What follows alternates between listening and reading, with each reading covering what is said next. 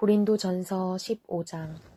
형제들이여, 이제 내가 여러분에게 전한 복음을 되새겨 드리려고 합니다. 여러분은 이 복음을 전해받았고 또한 그 안에 서 있습니다. 만일 여러분이 내가 여러분에게 전한 그 말씀을 굳게 잡고 헛되이 믿지 않았다면 여러분은 그 복음으로 구원을 받습니다. 내가 전해받은 가장 중요한 것을 여러분에게 전했습니다. 그것은 그리스도께서 성경의 말씀대로 우리 죄를 위해 죽으시고 장사되셨다가 성경의 말씀대로 3일째 되던 날 다시 살리심을 받아 게바에게 나타나시고 그 다음으로 12제자에게 그 후 500명이 넘는 형제들에게 동시에 나타나셨으니 그 가운데 대부분이 지금도 살아있고 어떤 사람들은 잠들었습니다. 그 후에 야고보에게 나타나셨고 그 다음으로 모든 사도들에게 마지막으로 다리 차지 못한 채 태어난 사람과 같은 내게도 나타나셨습니다. 나는 사도들 가운데 가장 작은 사람이요 사도라 불릴 자격도 없는 사람입니다. 이는 내가 하나님의 교회를 핍박했기 때문입니다. 그러나 오늘날 내가 나 된 것은 하나님의 은혜로 된 것입니다. 내게 주신 그분의 은혜가 헛되지 않아 내가 어느 사도보다 더 많이 수고했습니다. 그러나 이것은 내가 한 것이 아니요 오직 나와 함께 하신 하나님의 은혜로 한 것입니다. 그러므로 나나 그들이나 우리가 이렇게 복음을 전파하고 있으며 여러분도 이렇게 믿었습니다. 그리스도가 죽은 사람들 가운데서 살아나셨다고 전파되고 있는데 왜 여러분 가운데 어떤 이들은 죽은 사람의 부활이 없다고 합니까? 죽은 사람의 부활이 없다면 그리스도께서도 다시 살리심을 받지 못하셨을 것입니다. 만일 그리스도께서 살리심을 받지 못했다면 우리가 전파하는 것도 헛되고 또 여러분의 믿음도 헛되며 또 우리가 하나님의 거짓 증인으로 드러날 것입니다. 만일 죽은 사람들이 다시 살지 못한다면 하나님께서 그리스도를 살리시지 않으셨을 것입니다. 만일 죽은 사람들이 다시 살지 못한다면 그리스도께서도 살리심을 받지 못하셨을 것입니다. 만일 그리스도께서 살리심을 받지 못하셨다면 여러분의 믿음도 헛되고 여러분은 여전히 자신의 죄 가운데 있고 그리스도 안에서 잠든 사람들도 멸망했을 것입니다. 만일 우리가 그리스도 안에서 가진 소망이 이 세상의 생명뿐이면 모든 사람들 가운데 우리가 가장 불쌍한 사람들일 것입니다. 그러나 이제 그리스도께서 죽은 사람들 가운데서 다시 살아나셔서 잠자는 사람들의 첫 열매가 되셨습니다. 한 사람으로 인해 죽음이 들어왔으니 한 사람으로 인해 죽은 사람들의 부활도 옵니다. 곧 아담 안에서 모든 사람이 죽은 것 같이 그리스도 안에서 모든 사람이 생명을 얻을 것입니다. 그러나 각각 차례대로 될 것이니 먼저는 첫 열매인 그리스도이시요 그 다음은 그리스도께서 다시 오실 때 그분에게 속한 사람들입니다.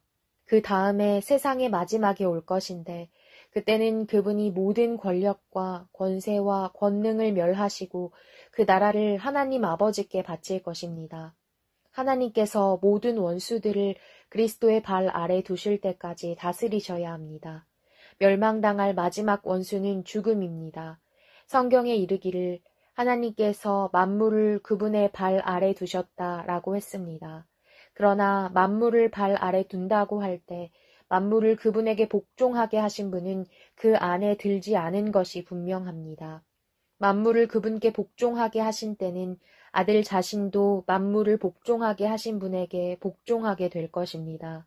이는 하나님께서 만유의 주가 되시려는 것입니다. 만일 부활이 없다면 죽은 사람을 대신해서 세례받은 사람들은 왜 그렇게 하는 것입니까? 만일 죽은 사람들이 전혀 다시 살아나지 못한다면 왜 그들을 위해 세례를 받는 것입니까? 그리고 왜 우리는 시시각각으로 위험을 무릅쓰겠습니까? 형제들이여, 내가 그리스도 예수 우리 주 안에서 가진 내 자랑인 여러분을 두고 단언합니다만 나는 날마다 죽습니다. 만일 내가 에베소에서 인간적인 동기로 맹수들과 싸웠다면 내게 무슨 유익이 있겠습니까? 만일 죽은 사람들이 다시 살아나지 못한다면 내일 죽을 것이니 먹고 마시자 라고 할 것입니다. 속지 마십시오. 나쁜 친구들이 좋은 습관을 망쳐버립니다. 정신을 똑바로 차리고 죄를 짓지 마십시오. 하나님을 알지 못하는 사람들이 있으므로 여러분을 부끄럽게 하기 위해 내가 이런 말을 합니다. 그러나 어떤 사람은 죽은 사람들이 어떻게 살아나며 어떤 몸으로 옵니까? 라고 물을 것입니다. 어리석은 사람이여, 당신이 뿌리는 씨가 죽지 않고서는 살아날 수 없습니다. 당신이 뿌리는 것은 장차 생겨날 몸 그 자체가 아니라 말이나 다른 곡식이든지 다만 씨앗을 뿌리는 것입니다. 그러나 하나님께서는 뜻하시는 대로 그 씨에 몸을 주십니다. 곧 각각의 씨에 각기 고유한 몸을 주십니다. 모든 육체가 다 같은 육체가 아닙니다. 사람의 육체가 다르고 짐승의 육체가 다르고 새의 육체가 다르고 물고기의 육체가 다릅니다. 또 하늘에 속한 몸들이 있고 땅에 속한 몸들이 있습니다.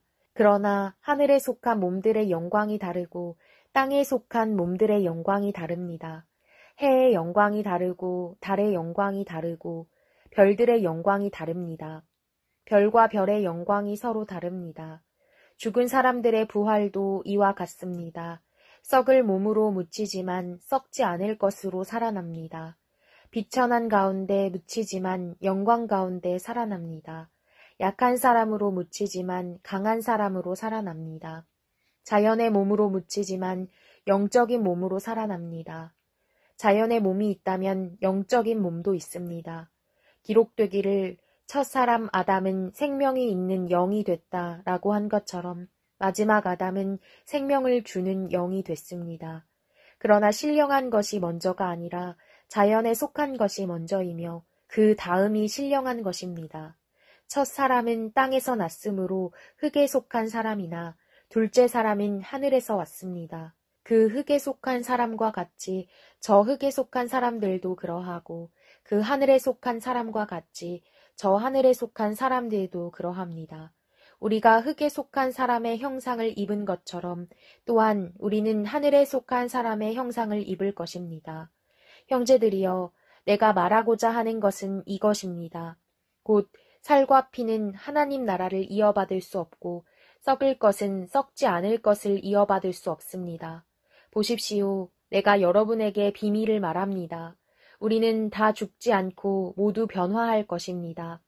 마지막 나팔 소리에 순식간에 다 그렇게 될 것입니다. 나팔 소리가 나면 죽은 사람들이 썩지 않을 몸으로 살아나고 우리도 변화할 것입니다. 이 썩을 몸이 썩지 않을 것을 입어야 하고 이 죽을 몸이 죽지 않을 것을 입어야 합니다. 이 썩을 몸이 썩지 않을 것을 입고 이 죽을 몸이 죽지 않을 것을 입을 때는 기록되어 있는 이 말씀이 이루어질 것입니다. 사망이 삼켜져 승리를 얻었도다. 사망아, 내 승리가 어디 있느냐? 사망아, 내 독침이 어디 있느냐? 사망의 독침은 죄요, 죄의 권세는 율법입니다. 그러나 우리 주 예수 그리스도를 통해 우리에게 승리를 주시는 하나님께 감사를 드립니다. 그러므로 내 사랑하는 형제들이여, 굳게 서서 흔들리지 마십시오. 여러분의 수고가 주 안에서 헛되지 않음을 알고 항상 주의 일에 더욱 힘쓰는 사람들이 되십시오.